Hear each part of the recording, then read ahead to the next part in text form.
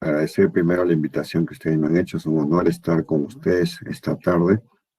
Y trataremos de conversar acerca de lo que son los estudios descriptivos, dando un marco general en relación a este tema. Siempre planteamos una problemática en relación al tema que vamos a desarrollar, ¿no? Y en eso nos vamos a referir a algunos conceptos que se tienen en general en relación a los estudios descriptivos, ¿no? Generalmente se dice que los estudios descriptivos tienen un bajo nivel de evidencia, que son simples, que son básicos, ¿no? Y por eso que incluso muchas facultades de medicina, ya sea tanto en pregrado y mucho más en posgrado, no ven con buenos ojos pues que uno presente un estudio de investigación o un proyecto de investigación basado en una metodología descriptiva. Ese es un problema que ustedes van a enfrentar probablemente cuando presenten sus tesis. Otro, ¿qué más se dice de los estudios descriptivos? Pues que no permiten conocer una asociación causal, ¿no? Que la medición tanto de la exposición y el desenlace se hace en forma conjunta, ya sea un solo momento, si nos referimos a estudios transversales o en dos momentos, y hablamos de estudios longitudinales. Un tercer problema de estos estudios o de alguna premisa de estos estudios son que son bastante subjetivas y eh, son muy influenciadas por el observador, por cómo el observador va a describir lo que ocurre y nos pueden dar como tal muchos sesgos, ¿no? Entonces vamos a enfrentar, entre comillas, estudios de bajo nivel de evidencia que no permiten conocer una asociación causal y que son bastante objetivos. Entonces ustedes dirían, pues, pensando con este problemática, entonces, ¿para qué hago pues un estudio descriptivo, no? ¿Cuál es la importancia de hacer un estudio descriptivo si tiene tantas contras, ¿no? Tantos puntos en contra, tantas debilidades? ¿Para qué tendría que hacer un estudio descriptivo? Sería la pregunta, ¿no? Entonces, ¿por qué realizar un estudio descriptivo? Es lo que vamos a tratar de dilucidar el día de hoy en base a la problemática que hemos planteado.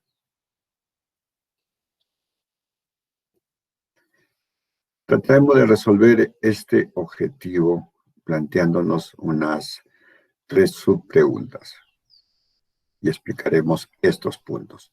¿Qué es un estudio descriptivo? ¿Cómo reconozco un estudio descriptivo? ¿Y cuántos tipos de estudio descriptivo existen? Vamos a tratar de responder a estas 3 preguntas. Doctor, disculpe. Sí, dígame. Sus diapositivas no están avanzando. Ahora sí. Pero cuando lo pongo, a ver, déjame ver. Ahora.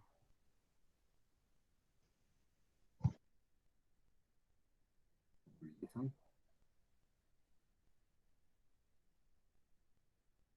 Confirman que se está viendo mejor, que se está avanzando. Ahora se ha quedado en la diapositiva de objetivo.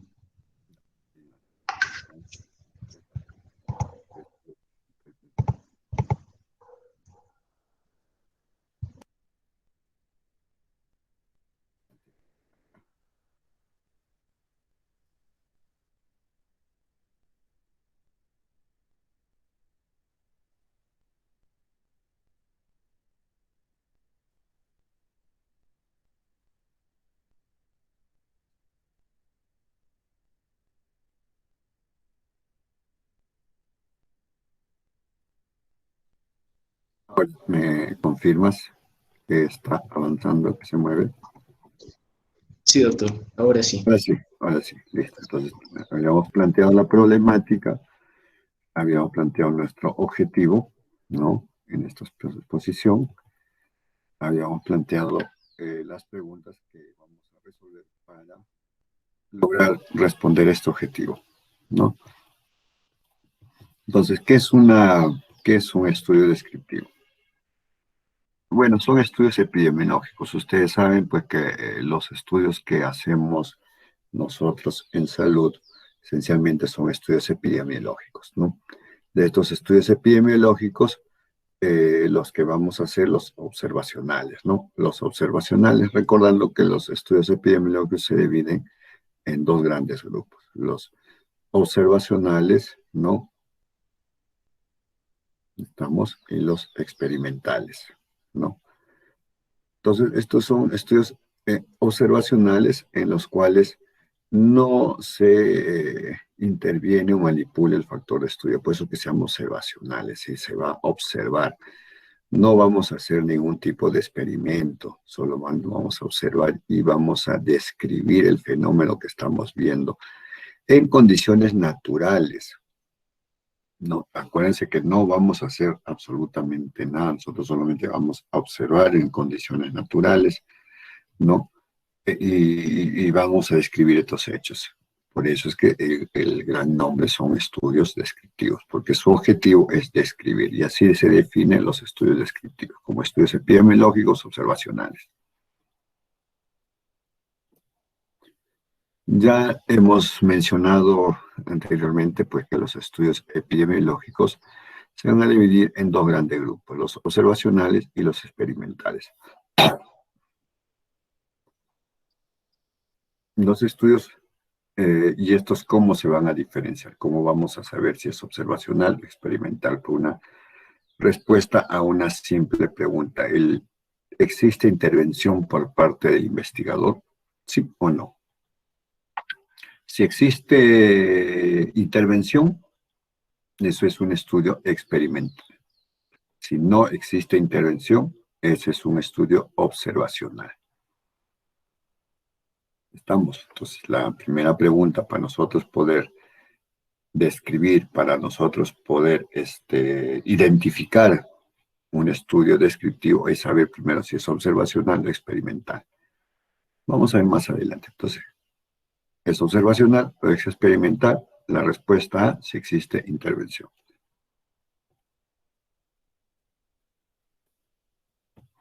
Y vamos a seguir el camino de los estudios observacionales, donde se encuentran los estudios descriptivos. Entonces, los estudios observacionales se van a dividir en dos grandes grupos, en los descriptivos, que es el motivo de nuestra reunión, y los analíticos.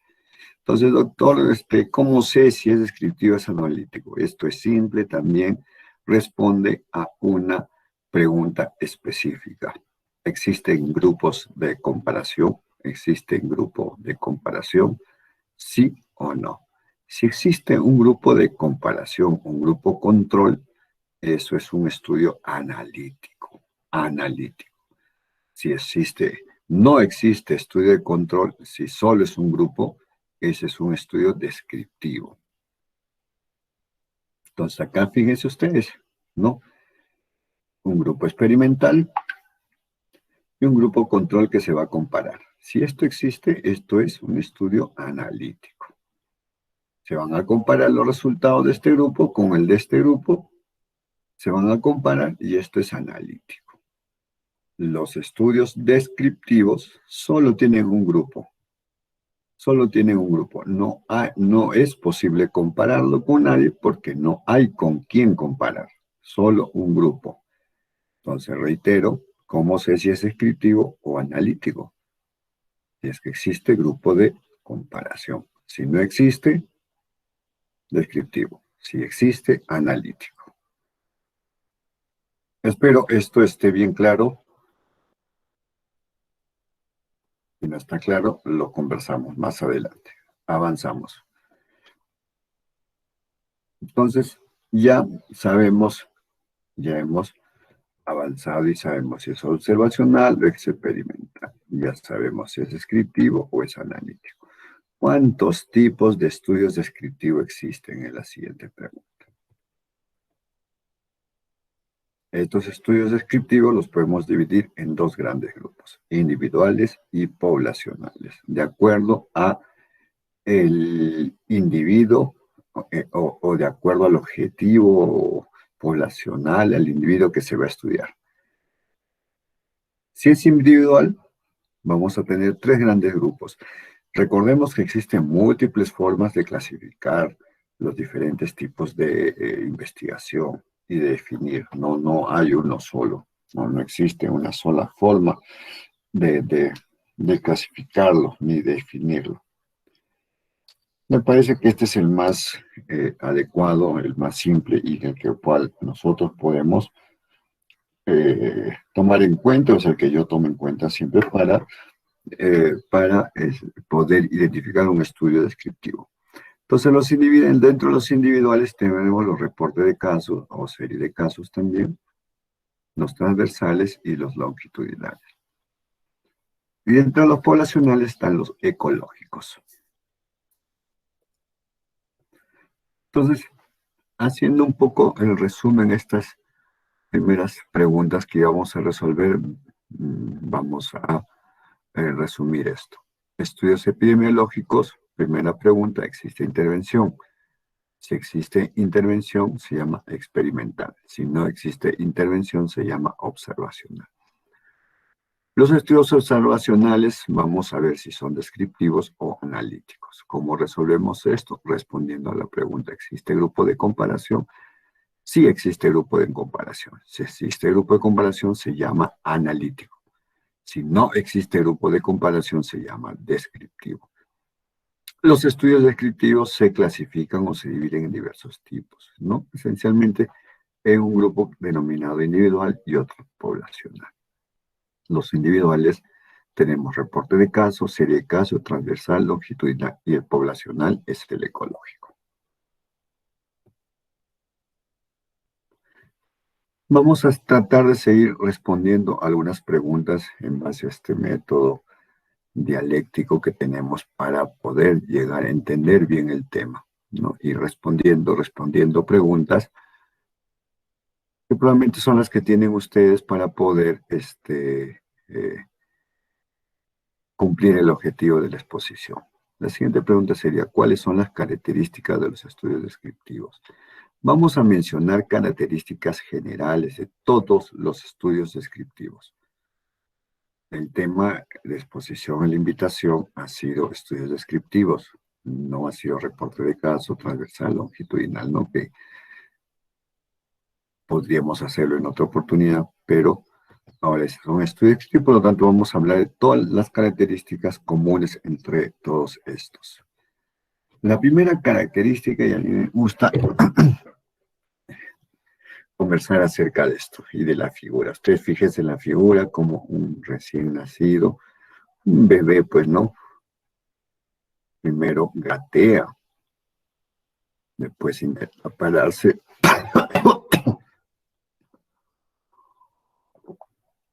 Y probablemente, pues, al intentar pararse se va a caer varias veces. Va a seguir insistiendo, va a lograr pararse, pero va a correr. Ni uno de nosotros ha nacido, pues, corriendo. Eso no es posible. Todos hemos seguido este proceso de evolución.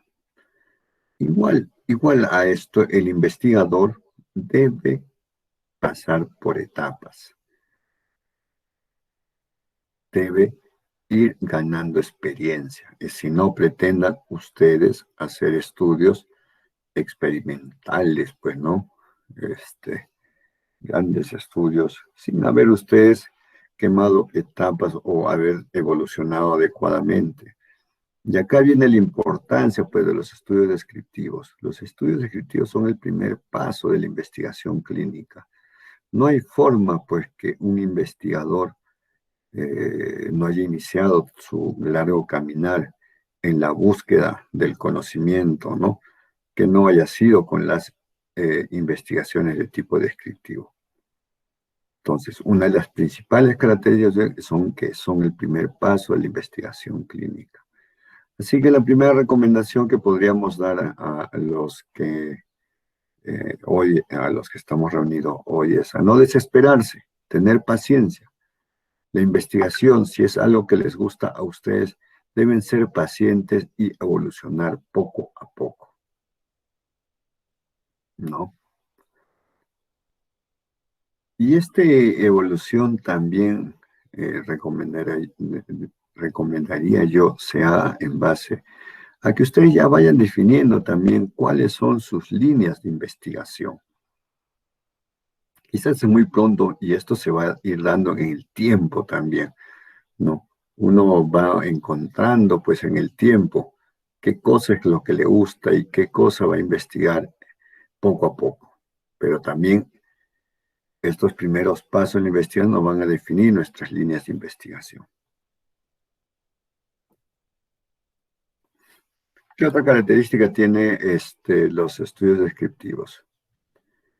Permiten describir las características de una enfermedad y quiénes son los afectados. Estamos hablando quizás de conocer todos los aspectos de una enfermedad en base a ciertas características singulares de donde nos encontramos, ¿no? Como puede ser la distribución geográfica o a la presencia, pues, de una nueva enfermedad. Y esto es lo que estamos, desde hace, bueno, ya más de un año, estamos nosotros investigando, ¿no? Estamos en una nueva enfermedad, el cual vamos describiendo poco a poco sus síntomas. Fíjense ustedes cómo esta pandemia del COVID-19 nos ha ido enseñando y cambiando el conocimiento rápidamente, ¿no? Inicialmente se pensaba que solo los adultos con comorbilidades eran los afectados y esto ha ido cambiando, pues no hemos visto cómo también afecta a los niños, cómo afecta a los jóvenes, ¿no? Cómo los síntomas han ido cambiando, cómo de solo inicialmente pensar que era un problema pulmonar, sabemos que es un problema actualmente, un problema generalizado de afectación a nivel del endotelio con activación de múltiples cascadas. Pero eso lo hemos ido aprendiendo a través de la descripción de la enfermedad, respondiendo, pues fíjense ustedes, esta pregunta, ¿no? ¿A quién le da? ¿No? ¿Cuáles son los síntomas? ¿Cuándo da? ¿Dónde da? ¿No? Entonces, hemos ido planteando preguntas, problemas y hemos ido describiendo las respuestas, lo cual nos ha ido avanzando a lo que es finalmente la obtención, pues, de la vacuna, ¿no? Entonces, los estudios descriptivos ustedes van viendo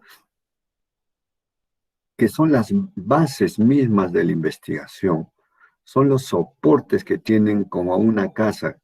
Uno una casa lo empieza a construir de las bases, ¿no? De los soportes, no empieza pues del tercer piso, ¿no? Entonces, los estudios descriptivos son estos, son las bases, los soportes que uno debe tener en su investigación.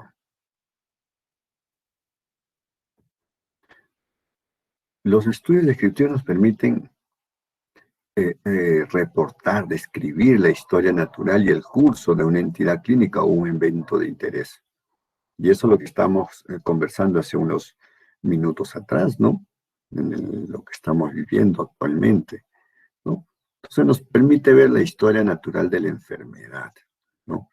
Cuáles son sus etapas de incubación, el contagio, ¿no? Su limitación, si todo eso nos permiten los estudios descriptivos, son las bases mismas, como le digo, de la investigación.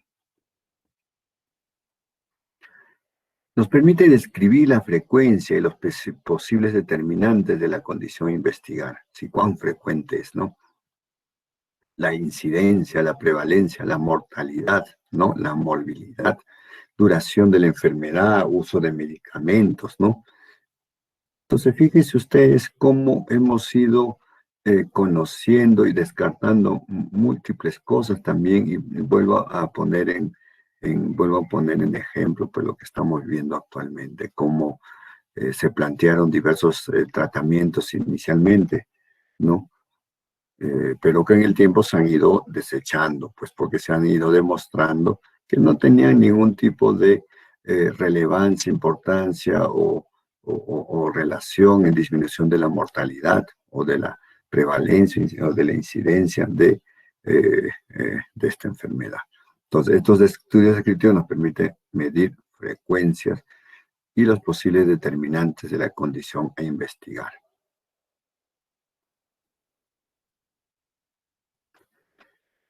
Este es un punto importante y siempre tenemos que tenerlo en cuenta, por favor. Los estudios descriptivos generan hipótesis. No, un estudio descriptivo jamás, nunca va a comprobar una hipótesis. Y es una cuestión simple de entender. ¿Por qué no podemos nosotros comparar? ¿Por qué nosotros no podemos probar hipótesis con esto? Porque no estamos comparando. No hay un grupo de comparación, no hay un grupo con el cual nosotros podamos eh, refutar nuestros resultados y decir, no, mire, en estos es así y en los otros no, ¿no? Y esa es una de las cuestiones por ejemplo, de las debilidades, pues, por ejemplo, a ver, vamos a tratar uno de estos eh, eh, posibles tratamientos que se han tratado de decir que sirven, pues como la ivermectina, ¿no? Entonces, yo no puedo decir que la ivermectina sirve en el manejo de la enfermedad por el SARS-CoV-2 si no veo un estudio analítico de comparación, es decir, una serie de casos, un reporte de casos, un estudio transversal, no me permite comprobar hipótesis porque no hay grupo de comparación, solo me puede generar hipótesis. Entonces, en relación a estas cuestiones, solo podemos describir algunas cosas que no están comprobadas y lamentablemente hasta ahí han llegado las investigaciones en relación a unos medicamentos. Entonces, los estudios descriptivos nuevamente generan hipótesis, no nos acercan a la causa, quizás de descubrir algunos posibles, pero no nos puede determinar ni comprobar una hipótesis. Eso tengan claro. Porque también es frecuente que en las diversas facultades de medicina, por formatos generales, te piden hipótesis en estudios descriptivos, lo cual es inadecuado. Los estudios descriptivos no tienen hipótesis porque no es posible comprobarlos. Sí nos ayudan a generar hipótesis. Algunas limitaciones y también características de estos estudios descriptivos, ¿no? Nos permiten determinar asociación, pero no causalidad. Eso es muy importante. Si no me permite comprobar una hipótesis, mucho menos me va a permitir comprobar una relación causa-efecto. No es posible. Y eso tengan ustedes mucho cuidado cuando lleguen a sus conclusiones dentro de un estudio descriptivo. Si ustedes colocan en sus estudios descriptivos que conclusión, se comprueba que tal variable causa tal enfermedad. No es posible, no es posible, eso es un estudio descriptivo. No se puede establecer causalidad. Asociación, sí, pero no la relación causa-efecto que tiene que ver con un seguimiento en el tiempo y una comparación con un grupo. No hay esas características en estos estudios, por lo tanto no es posible determinar causalidad. Entonces, la asociación solo me permite describir que una variable modifica a otra. Una variable es dependiente de otra, pero no me dice cuál es la direccionalidad. No me dice cuál es la causa y cuál es el efecto, porque los dos recuerden que son medidos en un mismo momento y no son comparables con un grupo de control. Entonces podemos decir, oye, estos dos variables se relacionan, ¿no? Se asocian, pero yo no sé si hay causa-efecto ahí. ¿Cuál es la causa y cuál es el efecto? Porque los dos los estoy midiendo en un mismo momento. Entonces, el hallazgo de una asociación a través de una investigación clínica no implica que exista una relación causa-efecto. Tengan mucho cuidado, por favor, en sus conclusiones cuando hagan sus estudios descriptivos. No pueden determinar ustedes ninguna hipótesis porque no es posible. No es posible y no pueden determinar causalidad porque tampoco es posible. Solo ustedes pueden describir y lo máximo que podemos llegar es a decir que entre dos variables hay una asociación que debemos investigar para definir si hay causa-efecto entre estas, pero hay una asociación.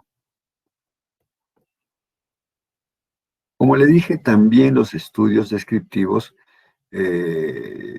sufren mucho de la subjetividad del investigador, hecho que puede redundar en errores de selección, en sesgos de selección, ¿no? Muchos sesgos de selección se pueden encontrar dentro de los estudios descriptivos.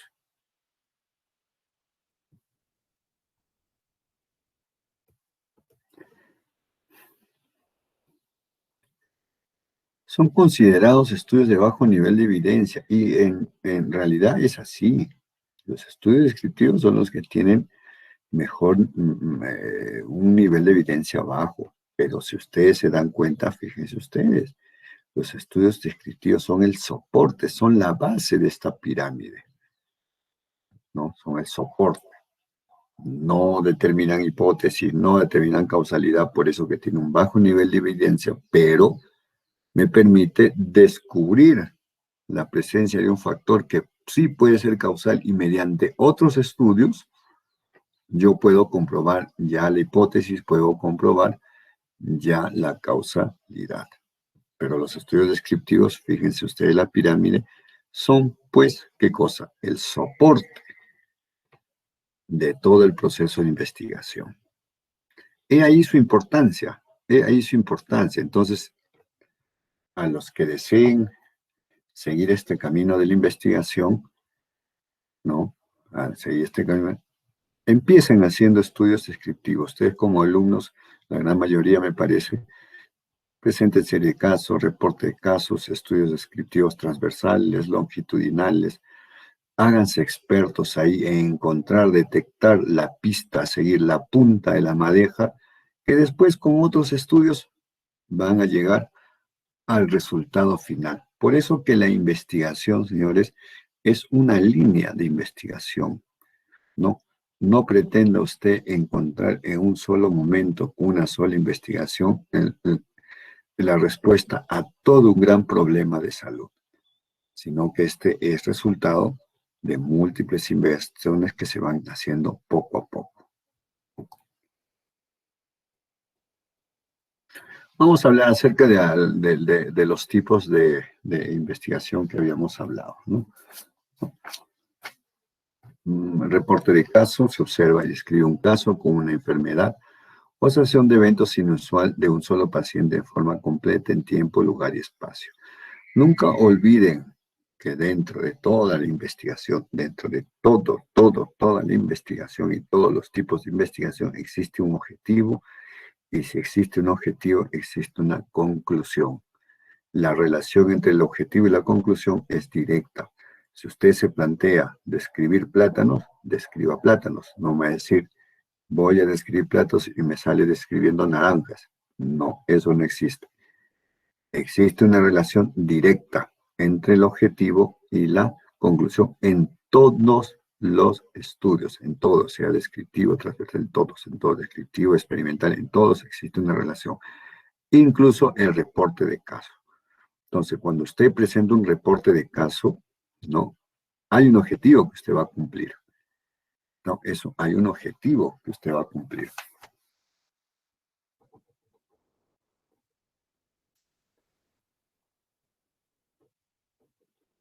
No confundamos la presentación de caso clínico que se hacen usualmente en la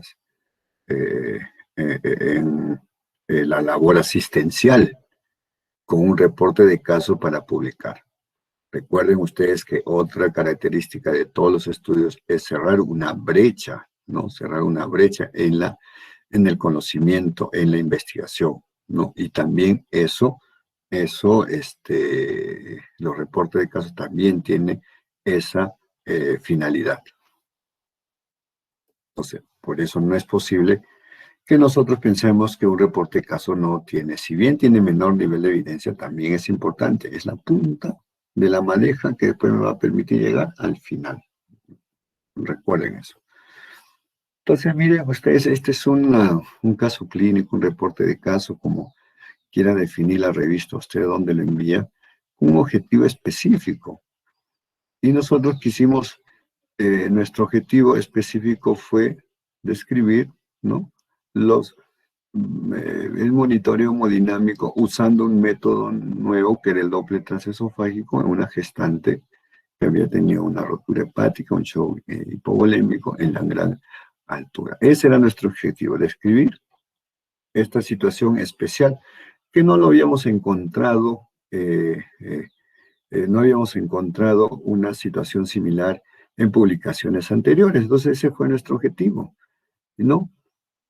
Y queríamos ver pues si estos valores hemodinámicos en la altitud eran diferentes a los niveles del mar. Y no encontramos eso, sino que eran similares, que no había, no había evidencia. Y eso ya es nuestra conclusión y esto es nuestro aporte, ¿no? Este fue solo un caso clínico que hemos presentado.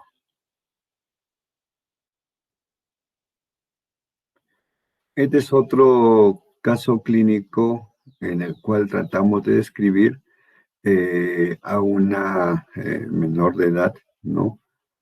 Con edema agudo de pulmón, pero que estuvo asociado pues a una infección respiratoria y que agravó su ascenso, y así lo hemos descrito.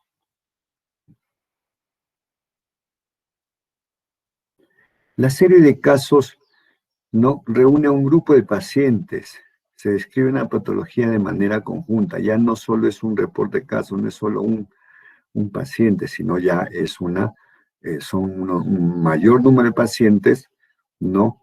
Pero que no me permite una comparación todavía apropiada que me dé conclusiones estadísticas mayores, sino que me permite describir simplemente una serie de casos, es una serie de casos. Generalmente los casos pueden ir hasta 20. Y nuevamente vamos a ver cómo es que empieza, por ejemplo, el conocimiento en lo que es la enfermedad producida por el virus de la inmunodeficiencia.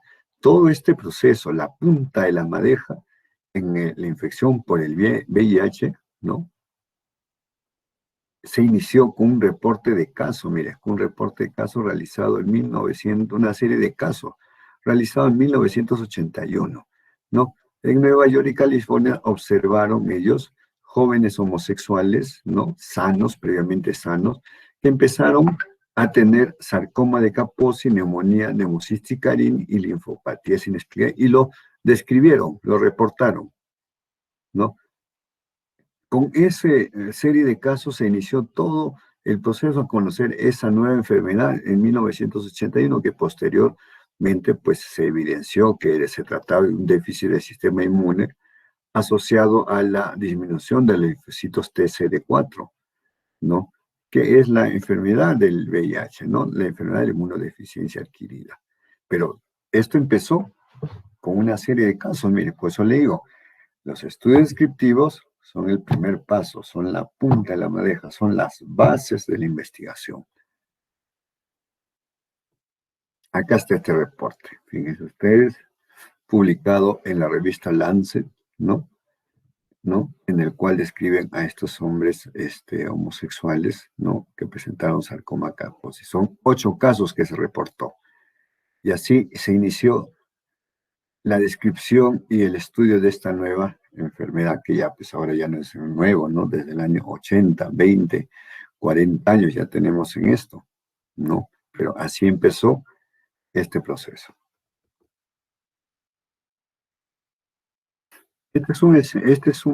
Una serie de casos que presentamos, ¿no? Esta es una serie de casos que presentamos en el cual describimos, ¿no? Hemos descrito a pobladores de la altitud y describimos sus resultados gasométricos. Y nuestra conclusión, ¿no?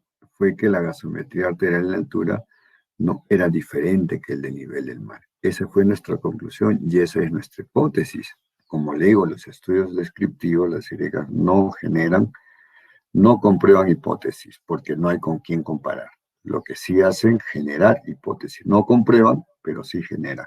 Entonces, ¿qué hipótesis generamos con esta investigación? La siguiente, pues, ¿no? Los valores del análisis de gases arteriales en la altitud son diferentes a los niveles de nivel del mar. Eso es lo que observamos. ¿Cómo comprobamos esta hipótesis? Ahí entran los estudios analíticos. Entonces, el siguiente paso sería hacer un estudio analítico.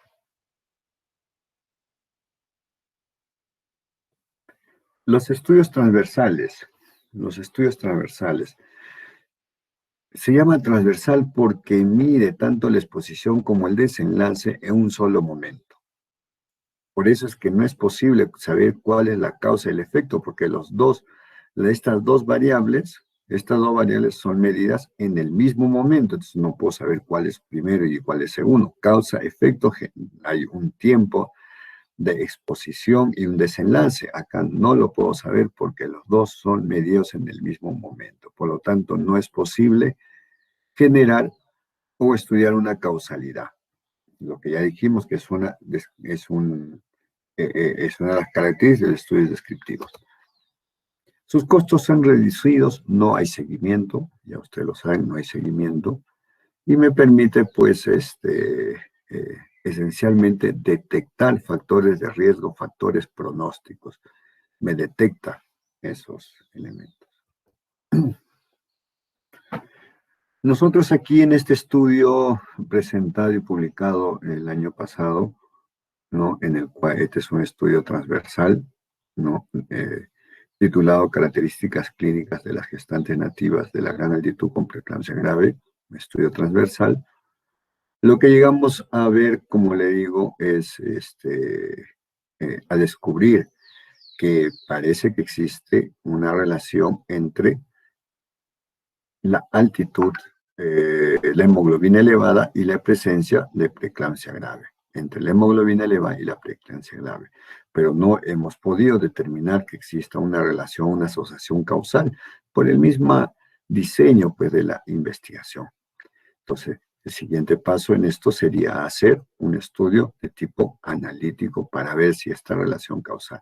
Pero sí llegamos a encontrar, pues, esa asociación, ¿no? Había en las pacientes que tenían hemoglobina mayor de 14.5, que es lo descrito en el caso de nosotros, 14.7, se vio que tenían mayor frecuencia de preeclampsia grave. Pero al ser medidos los dos en el mismo momento, no sé si esto es así. Entonces tenemos que esto comprobarlo con estudios de tipo analítico, pero ahí hay algunos otros factores, variables que encontramos relacionados a la preeclampsia grave en la altitud, fue pues la disminución de la albúmina también. Vamos, como mencionamos también, los estudios descriptivos nos permiten describir las frecuencias, preeclampsias, incidencias, ¿no? Entonces, miren ustedes, la incidencia de preeclampsia grave en la altitud es de 1.7 a 1.72%, ¿no? Ese es el dato que hemos podido conseguir. Entonces, se describe, no se comprueba hipótesis, no se comprueba causalidad. Este es otro estudio igual de tipo transversal realizado aquí en Huancayo, ¿no? Por la Universidad Peruana de los Andes, ¿no? En el cual valoraron las actitudes a la investigación de los estudiantes de la carrera de medicina en la Universidad Peruana de los Andes. Igual es un estudio realizado en un solo momento a través de una encuesta. Estudio descriptivo. Este es otro estudio, ¿no? También realizado. Se observa, ¿no? Disculpen, no se me había borrado. Me confirman que se sigue observando. Sí, doctor, sí se ve.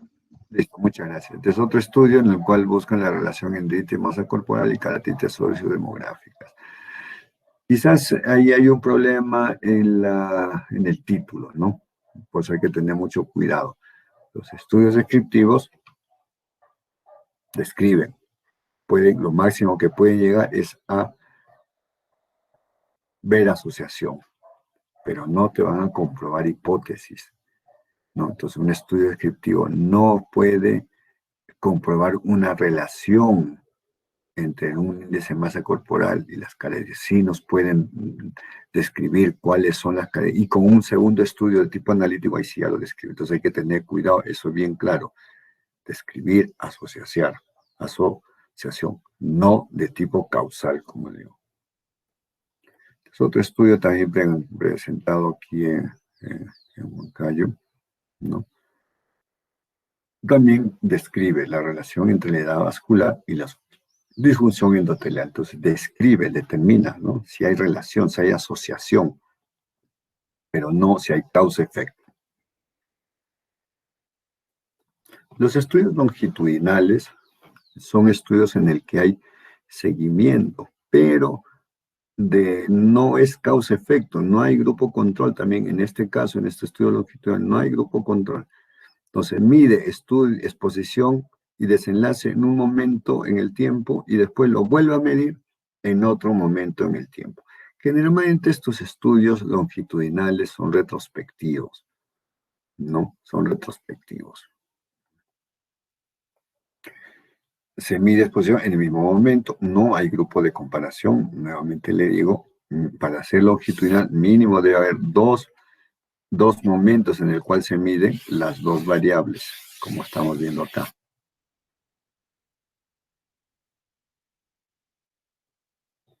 Este es un estudio de tipo longitudinal en el cual se valoró la obesidad, la actividad y inactividad física en adolescentes en México, ¿no? Igual estos evaluaron lo que es la obesidad o el peso, ¿no? Y la actividad física en un punto, y después volvieron a valorar eso en otro punto, y vieron cómo había cambiado estos dos, pero no había efecto causa-efecto. Los estudios ecológicos son los estudios poblacionales, como ya hemos dicho, y acá no se miden individuos, sino que se miden poblaciones enteras. Y generalmente usan bases de datos ya existentes, ¿no? La mortalidad en Junín, ¿no? La encuentran ustedes en la base de datos, pero no tienen los datos individuales, sino la base de datos completa, ¿no? La data completa. Y ya tiene las conclusiones y usted va estudiando en base a estos datos ya de conclusiones. Ya generalmente son resultados, pues, de estudios que ya se hicieron con estas bases y se vuelven a estudiar para encontrar algún otro tipo de relación. Entonces, estos estudios ecológicos son estudios poblacionales. Estamos, pero que su gran problema es que estos resultados, al ser poblacionales, no pueden ser extrapolados al individuo en forma individual, ¿no? Y por lo tanto, no es posible, a veces se cae en lo que se llama la falacia ecológica, que es una gran limitación y que en el momento de hacer, pues, el diseño debemos evitarlo. Existen diseños más robustos en esto, ¿no? Para poder hacer estudios de este tipo. Pero también este es un estudio descriptivo. Es un estudio ecológico en México sobre el labio y paladar hendido y factores sociodemográficos, económicos y contaminación asociados. Entonces, es otro dato que yo les siempre recomiendo. Cuando quieran hacer un estudio, busquen estudios similares o diseños similares y analícenlo. Y así van a ir ustedes dilucidando sus interrogantes. Entonces, veamos, ya hemos visto las limitaciones, ya hemos visto los tipos, ya hemos visto las definiciones, cómo identificarlo. Veamos, pues, al final de esta exposición, entonces, ¿para qué me sirven los estudios descriptivos? Ya más o menos tenemos la respuesta, pero fortalezcamos estos conceptos. Entonces, ¿cuál es la utilidad de los estudios descriptivos? Desarrollar una hipótesis causal de los eventos. No probamos con estudio, pero sí desarrollamos, encontramos una hipótesis, encontramos un factor, probable factor de riesgo, ¿no? Entonces, por ejemplo, en esto de poniendo a ver esto, entrando a los tiempos actuales, ¿no? aparentemente apareciera, ¿no? Según la opinión de expertos, según pues estudios descriptivos, reportes de casos, opiniones de expertos, pues no, pareciera que la ivermectina pues ayuda, ¿no? A, a proteger a la gente contra la infección por el virus, el del SARS-CoV-2, ¿no? Pareciera. Entonces, esa es la hipótesis. El problema es que en este medicamento se ha llegado hasta ahí, hasta la hipótesis, ¿no? Hipótesis. La ivermectina previene la infección. Hipótesis. Pruébalo. Hay que probarlo con estudios analíticos. Y eso es lo que no existe, ¿no? Y los que existen son son pequeñas muestras o mal diseñados. Entonces no se puede llegar, no se ha llegado a eh, comprobar esa hipótesis. Esto está a nivel a nivel de un estudio descriptivo. Por eso nuevamente digo, los estudios descriptivos describen, no comprueban hipótesis, no comprueban hipótesis. ¿Estamos? Entonces, esa es una de las utilidades. Me analiza tendencias, permite conocer los problemas de salud. ¿Estamos? Y nada, a través de esto me permite administrar los servicios de salud. Entonces, en Arequipa vamos a ver, pues, eh, qué enfermedad es la más frecuente, o qué cáncer es el más frecuente. Y sabe que el cáncer de piel es el más frecuente, o el cáncer de amígdala, pongamos que es el más frecuente, ¿no? Entonces, me permite describir que tengo un problema ahí, ¿no? Entonces ya sé, oye, hay bastante cáncer de amígdala, ¿qué está pasando? ¿No? ¿Qué está pasando? Entonces vamos a administrar los servicios de salud, nuestros recursos, para investigar estos y para comprar pues medicina, medicamentos, formas de prevención en relación a los problemas más frecuentes. Entonces los estudios descriptivos me permiten administrar mis recursos también, ¿no? Me permiten ver si un problema de salud pues ha empeorado o ha disminuido, cuánto es la eh, prevalencia de hipertensión, de obesidad, pongamos a ver, de obesidad en Arequipa hace 10 años, cuánto es la prevalencia hoy. Entonces ahí, ¿no? A través de un estudio longitudinal, mido prevalencia, y veo si el problema ha empeorado, está igual o ha disminuido. Si el problema, mire, yo he administrado, he enviado, invertido más de mi presupuesto para disminuir la hipertensión, la obesidad en Arequipa, pero sigue aumentando. Entonces, ¿qué está pasando?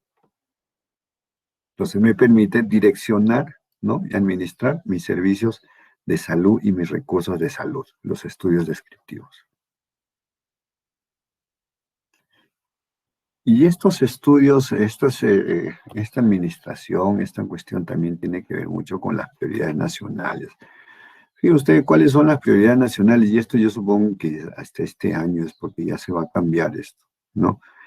Las prioridades nacionales en el Perú son accidentes de tránsito, cáncer, enfermedades metabólicas. Las 10 que ustedes ven ahí, todas esas son las prioridades de investigación a nivel nacional, que han sido planteadas en el 2019.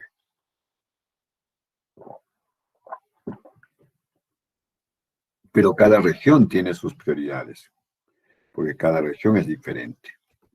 Entonces veamos, este es el acta de acuerdo sin compromiso, ¿no? En relación a las prioridades regionales de investigación en salud que se plantearon desde 2015 a 2021 en la región Arequipa. Y ahí está la firma de todos los que participaron en la definición de estas prioridades, ¿no? Y fíjense ustedes, esas son las 9 prioridades que planteó Arequipa hasta el 2021, hasta este año.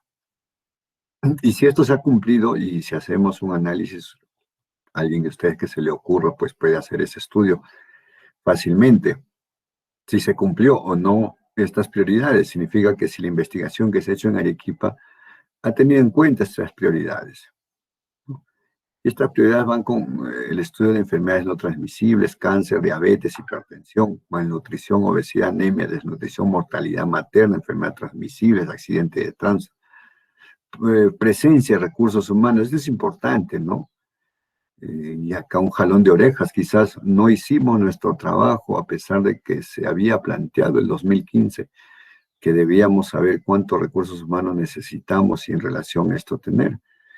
Si esto hubiera sido así, se hubieran dado cuenta, pues, que faltan médicos intensivistas, que la necesidad a nivel nacional de médicos intensivistas es aproximadamente de 2.800, 3.000, sin pandemia, y que actualmente tenemos solo 730 médicos intensivistas y que faltan cerca de 2.000, pues, ¿no? Entonces, este punto 6 me parece que no se hizo si no se hubieran tomado medidas. Y si se hizo, pues no se ha tomado en cuenta. También salud mental, salud vocal y políticas en salud, y eso es lo que conversábamos hace un poquito nomás con ustedes, ¿no? Que les mencionaba. Ya, mire, Arequipa planteó su prioridad de salud. ¿Cuánta investigación se hizo en estos temas? ¿Y cuál y cómo ha impactado esos estudios en las políticas en salud, en la toma de decisiones en la región Arequipa? Porque al final la investigación tiene ese objetivo, ¿no? El objetivo de la investigación es generar conocimiento, pero que este conocimiento vaya más allá de la simple publicación, pero no tan simple, ¿no? Pero vaya más allá de la publicación del artículo, sino que impacte sobre la toma de decisiones. Y al impactar sobre la toma de decisiones, esto va a impactar en la calidad de vida de nuestra población, ¿no? La investigación, estimados muchachos, eh, eh, no puede ser manchada con el simple ego de publicar.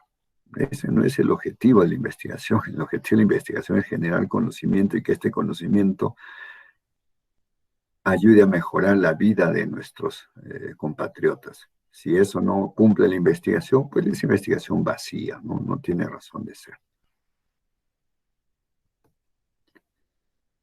Hemos dicho que los estudios observacionales y entre los estudios descriptivos pues tienen un bajo nivel de evidencia. ¿Se puede mejorar eso? Sí, últimamente existen metaanálisis, ¿no? Que normalmente los metaanálisis se hacen pues de los estudios experimentales, ¿no? También se pueden hacer estudios observacionales, fíjense ustedes, ¿no? ¿Y cuándo se pueden hacer estos metaanálisis? Pues cuando no hay mucho publicación en relación a un tema, entonces podemos hacer estudios, usar metaanálisis usando estudios observacionales. O cuando las situaciones éticas, pues, ¿no? Las situaciones éticas de algunas investigaciones no nos permiten hacer estudios experimentales, ¿no? No es posible hacer estudios experimentales, pero sí podemos hacerlo desde el punto de vista observacional. Entonces existen ya desde el 2010 varias publicaciones en el cual se plantean metaanálisis de estudios observacionales. Entonces, si ustedes tenían la idea que no se podían hacer metaanálisis de estudios observacionales, no es así, sí se puede, ¿no? Pero hay que ser muy riguroso en su elaboración. ¿Ven? Miren, estos son los ejemplos. ¿Ven? ¿Cuántos estudios hay de tipo metaanálisis observacional? ¿Ven?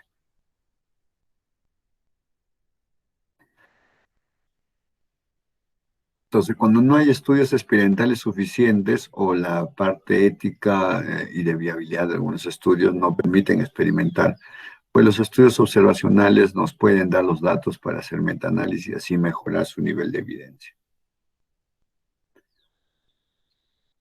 Este es un metaanálisis de estudios observacionales en relación a las cataratas en fumadores. Este es uno que relaciona la masa corporal y la incidencia de cáncer, ¿no? Un metaanálisis, una revisión sistemática de estudios observacionales prospectivos. Entonces existe, no es algo que no existe. Entonces vamos terminando y ahí, bueno, esperemos conversar un poquito en relación a este tema que me han invitado ustedes. La conclusión es, ¿por qué entonces realizar un estudio descriptivo? ¿Por qué realizar un estudio descriptivo si tiene tantos problemas que los mencionamos al inicio? Porque nos permite realizar el primer acercamiento a la investigación clínica a un problema de salud. Y aquí debo incidir, pues, en algunas situaciones que nos relacionan a ustedes que están en Arequipa, pues y a mí que estamos en Huancayo, que es la problemática geográfica, pues, ¿no? Los conceptos y las definiciones que a nosotros nos enseñan y que se basan en estudios esencialmente hechos a nivel del mar, muchas veces no es extrapolable, pues, a la altitud.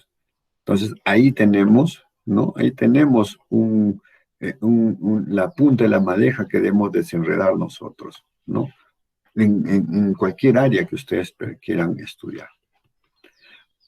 ¿Qué más? Un estudio descriptivo porque nos permite conocer las características de un problema de salud, frecuencia, tendencia, historia natural, curso clínico, factores de riesgo, ¿no?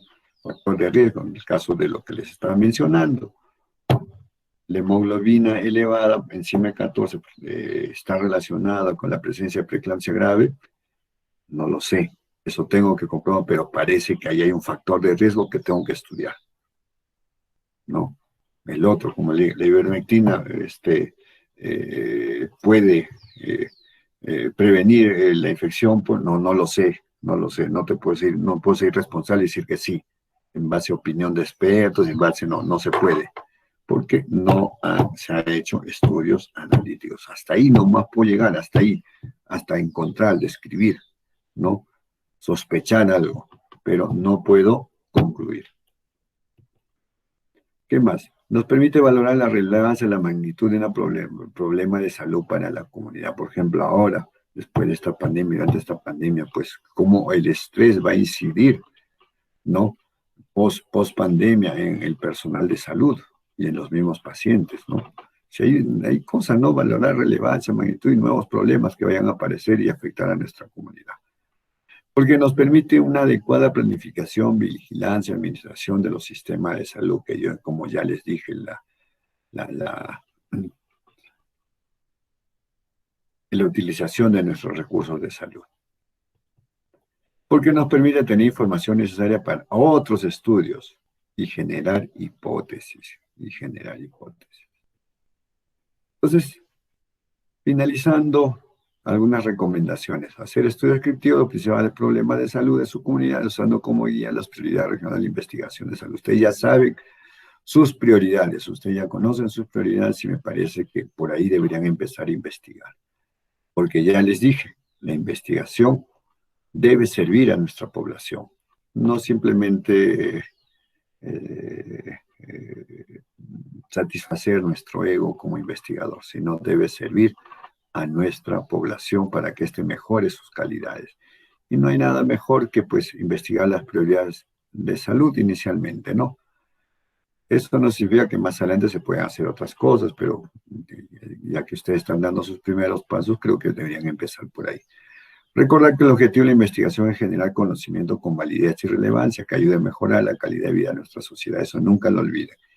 Y recordar finalmente que el médico está para servir y no para servirse de la medicina para el beneficio personal.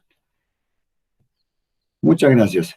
Si hay preguntas, encantado en poder resolverlas. Muchas gracias.